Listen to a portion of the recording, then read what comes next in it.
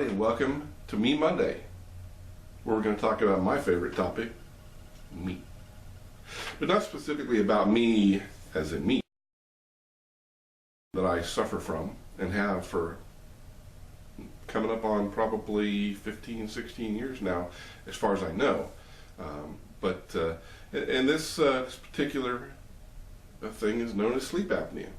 Now, a lot of people who don't suffer from sleep apnea, or who suffer from mild forms of it but don't really realize it, kind of write sleep apnea off as a sort of a first world problem. But I'm going to tell you right now, for the more severe cases of sleep apnea, like I have,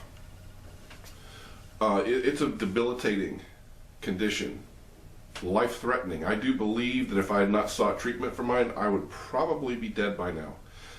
It's so bad, and I'm not being dramatic here. As I explain it, I think you'll see. But it's just something to be aware of, and as one gets older, one is more susceptible to it for a number of reasons. So, what causes sleep apnea? Well, there's a number of things. First of all, genetics. Now, I believe both my parents have issues with this, although my father won't admit it, but he does snore like a chainsaw. Now, snoring does not necessarily mean you have sleep apnea, but it does mean that you have the loose tissue in the back of your throat, your palate, your uvula, your tonsils, your throat itself, that lends itself to closing off in your sleep. And so I kind of believe that that he probably suffers from it, but doesn't know it. Now, my mother, on the other hand, has been diagnosed, did a sleep study. My aunt did a sleep study, and she also was diagnosed. And I, of course, did a sleep study. I had to because I was suffering from such a severe condition of this that it was debilitating. It was causing me problems with my family. It was causing me problems at work. It was causing me a lot of problems. Now, early on, I thought it was just sleep deprivation because I was working on my PhD back then, and I was spending a lot of time working on my project and stuff. And I just thought I wasn't getting enough sleep. But it quickly became apparent that there was more going on here. Now, this started with me about 2 years before I moved back to the United States. I was living in London, working over there, and it started manifesting itself to me as just massive fatigue.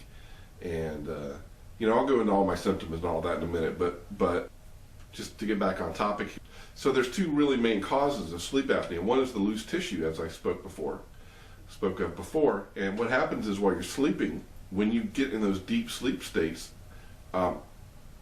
all that tissue relaxes and collapses on itself and closes off your breathing.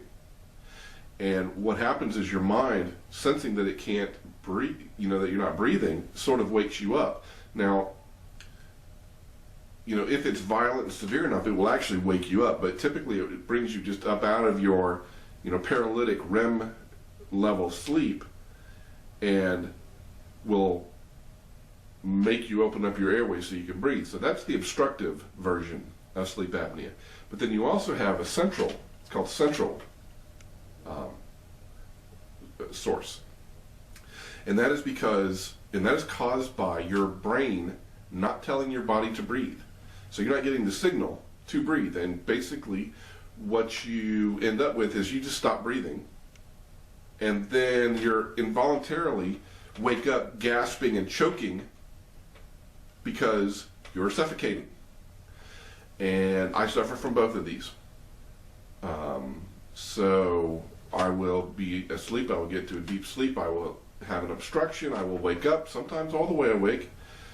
And then there are times where I will stop breathing and I will wake up gasping and choking. So I have both of these things. Now, my symptoms of this initially started, again, with the massive fatigue, as I mentioned before, which I just thought was sleep deprivation. But I would take the tube, the subway, into work. It was about an hour one way. And I would take the tube into work, and I'd be fine in the morning. It was early. And I would go to work and work till about lunchtime and eat lunch. And after lunch, I would be working. Now, my work consisted of a lot of programming. So I would be sitting there typing, and I would fall asleep. in mid-keystroke. I'd be typing, boom, and I would be gone. There was no head bobbing, there was no nothing. I would just lose consciousness. And so that would be my whole afternoon, was fighting this, and I would have to get up and walk around and whatever. So that was, a big problem. Now, on the way home, I would ride the tube home. I would typically be reading, research for my degree I was working on, or stuff for work. And I would be reading and pass out. And on more than one occasion, I missed my tube stop and had to go to the next station and get off and turn around and come back. So these were a few things, but again, I contributed this to just fatigue and sleep deprivation. But then I would walk from the tube station to my house, and I would get home. Now, my children were young at this point. They were probably 2 and 4. And so I would get home, and my wife would have them in a bath. And, it was bath time by the time I got home. So I would get home, and I would go upstairs to the bathroom, to spend time with the little ones and all before they end up going to bed. And I would lay down on the floor and fall asleep that fast, be gone. So my intent was to be a good father and husband and come up there and be supportive, but I would go up and fall asleep. Now on the weekends, the way we worked it is we would each take care of the kids one weekend while the other person had off. So our weekends were really, not spent together. That's a whole other story. So on the weekends where I had the kids, it caused trouble because I would go to bed, normal time, midnight, whatever. Not intentionally, but that's how long I slept. And then I would get up, unless we had monitors and stuff, unless the kids cried or something, they would wake up and play. Now, I think I'm exaggerating. I think I would probably get up a little bit earlier to make sure they were fed and all that stuff. I was not neglectful ever, just to put that straight. So I would say the 10 o'clock thing would be more likely on the days when I had off. Now, I would sleep till 10. I would get up and do whatever for a couple hours, and by noon I was exhausted and needed to nap again. And so I would nap, and then I would be up, till bedtime. But, who sleeps 10 hours and then needs a 2-hour nap in the afternoon? And nobody needs that. And so that was another. So by the end of the two years where I was suffering from it in London and we were coming back, I knew there was a problem that needed to be addressed. And so we moved back here to Annapolis, and of course there's a time change, and that time change really jacked me up. Trying to adjust to the new time, going to work, sleep apnea uncontrolled, and finally after a couple of months here, I arranged for a sleep study and went and got the sleep study done. Now, when I talk about this impacting my work, not only was I falling asleep at my desk, when I got here, I was in a position of a management position and had people working for me, and so needed to not be doing stuff like that. And what I ended up having to do is, when I caught myself doing this, until I got my sleep study and all the other stuff, I would close my door and lock it. I had a closing office door, and I would take a nap for an hour. And this was not every day, but it was a couple of times a week. Now, it's not that I had a choice. It was either that or fall asleep with everybody able to watch me sleeping in my office. And I needed to have a little more control over this. Now, and this is when it starts affecting my work, there was a comment made about managers being MIA at certain points of the day. Not directed at me, but I do strongly believe that they were talking about me. And it was a fact. I was MIA, but I was sleeping. I'm freely admitting this, and I would freely admit it as well. Now, I wasn't prepared to admit it to my boss what was going on at that point. Now, my current boss is very aware of my sleep issues, because now not only do I still suffer from the sleep apnea, which is controlled, but I also have insomnia, which means I stay up too late. So, lots of sleep issues affected me, but at least I get the deep, restful sleep, and I'm not struggling throughout the night. So but that's how it affected me at work. Now I finally got the sleep study, and that was kind of cool. This is what it looks like when you do the sleep study. Now they take this tube of this sort of a silicone gel adhesive, and they put it, on your forehead and in your hair. They actually put the gel adhesive in your hair, and then they put these electrodes all over you, and then they, run this while you're sleeping. And here's what the results look like. Not that you could read them or I could read them or whatever, but and basically what they told me was I have a severe case of sleep apnea, and that they predict, based on my numbers, that during an 8-hour period of sleep at night, I only get 2 hours of good sleep, and the rest of it I'm struggling.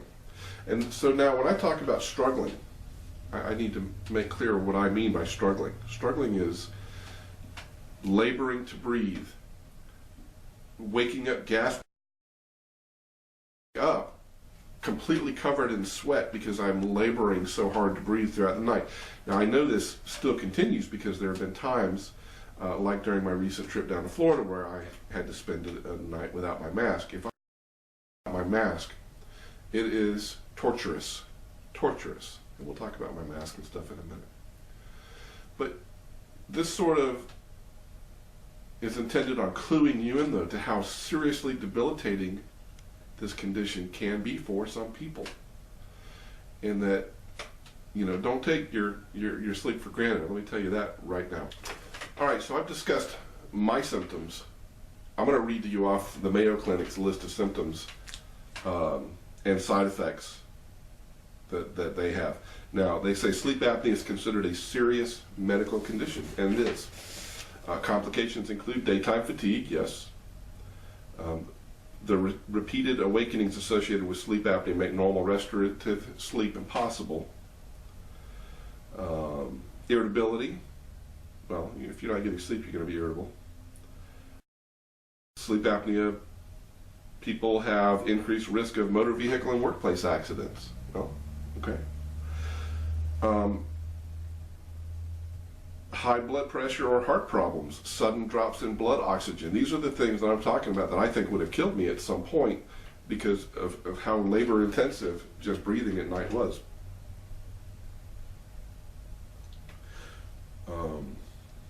So if you have obstructive sleep, you have a risk of high blood pressure or hypertension, which my father has, and my mother has as well. I'm not sure how hers is doing. I wonder if, since she has got a mask, that if it's improved any, I'd be interested. But I can tell you, I do not have high blood pressure, and that surprises me because I have the genetic predisposition because of my parents. So maybe because I've been having my sleep apnea treated, I do not have it. Obstructive sleep apnea may increase the risk of recurrent heart attacks, abnormal heartbeats such as atrial fibrillation. I know I butchered that. Fibrillation. Underlying heart disease, these multiple episodes of low blood oxygen can lead to sudden death from an irregular heartbeat. All right, so now we've talked about the symptoms. We've talked about, the risk factors and what other side effects may come from it. But what do you do about it? Well, it's interesting and actually quite a innovative solution for this. And that solution is to blow air up your nose.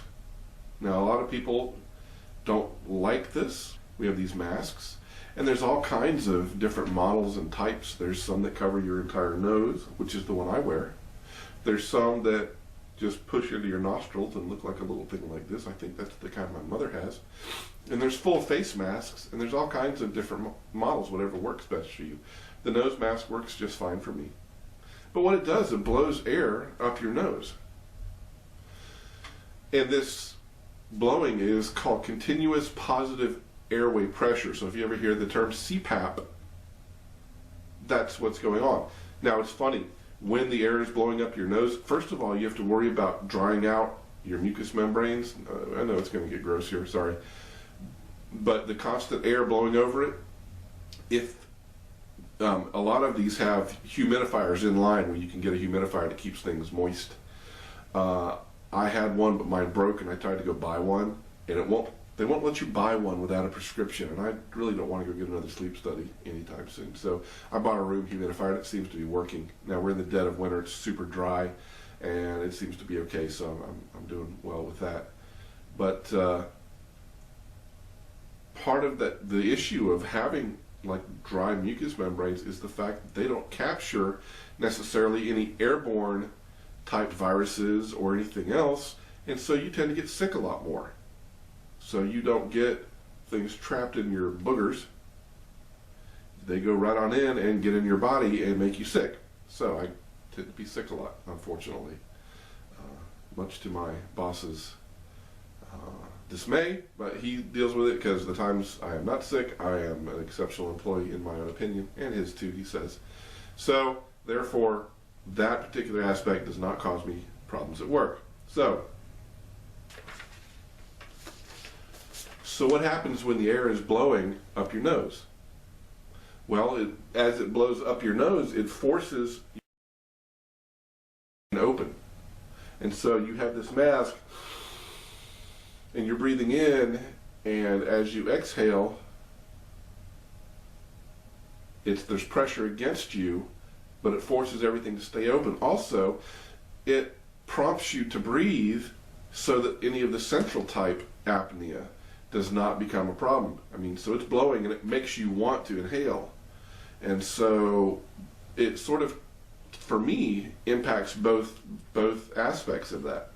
Now they also have these things, they're called expiratory positive airway pressure devices. Now these are one-time use things that you put in your nostrils in the evening, and that's supposed to help. I don't know. It doesn't sound to me like anything I would want to buy. I would not want something I would have to keep buying and be worried about running out of. The machine I have just is there, and I just turn it on and sleep. So, you know, some of these less invasive type approaches don't work. Now you're talking about looking at some surgical type solution. Now they could remove your tonsils, which I have both of my tonsils, unfortunately. They tell me that I should keep them. I don't use them very often, but you know, hey, so keeping them. But one of the solutions is surgery to remove the excess tissue from your throat. And my answer to that is no. You're not going to get in there and cut up my throat with the expectation that after all this is done that I'm going to sleep better. No, that's okay. I'll pass on that. The second way, I guess if you have no choice, is a tracheotomy, and you breathe through your tracheotomy tube at night. I'm okay with passing on that as well. Now, fortunately for me, my CPAP works just fine. I absolutely get enough rest at night. It changed my life. I tell this to people all the time. That device completely changed my life, and I believe saved my life as well. Because almost immediately, as soon as I got it, now it took a little while to get used to wearing the mask at night. Now, I cannot sleep without it. If I tried to sleep without it, as I mentioned before, it's a complete and absolute, what's the worst thing you could think of? It's torture to me to sleep without it. So it changed my life. I get plenty of sleep. I wake up refreshed, assuming my insomnia did not keep me up half the night. But the sleep I did get is good sleep. I wake up on the weekends and I'm good for the whole day. And I don't feel like my body is unusually stressed and taxed throughout the night. Sleep should be your time to rest and recoup, not something that is a struggle, a labor. You need to sleep. You force yourself to sleep and you fight your way through it. That's not how it's supposed to be. It's supposed to be relaxing, and I love my sleep. I love to sleep. Apparently since I was a baby, my parents said they would throw me down and I would sleep wherever they put me. So I do like to sleep. But when sleep becomes your enemy, you need to do something about it. So if you're finding that you're fatigued throughout the day, whether or not you snore or not, you may be having something going on, and I would urge you to study. There's no stigma involved in this. People, again, look at this as a white-collar, first world problem, but you may not be optimizing your life. And I certainly was not working at an optimal level. I like to think I am now, but yeah. So, if you're finding yourself with any of the symptoms I talked about earlier, why not go down and get a sleep study? It can't hurt you, and you may find there's no problem. You may find out there's a slight problem that you need nothing for. You may find out you have a problem that you didn't know about, and maybe maybe you can help yourself a little bit. So, done, off the soapbox, but I wanted to explain this to you, especially to the potential to suffer from this, and that you may want to, as you're getting into adulthood, in your 30s maybe, consider having it checked out. All right? Y'all have a good one. We'll hopefully see you this Friday. Maybe I'll do a wine tasting. Things are been a little bit helter-skelter with coming off the holidays and all that stuff. Hope to get back on track, but I can only do what I can do. So, y'all take it easy, and thanks for coming by to visit. We'll talk to you later.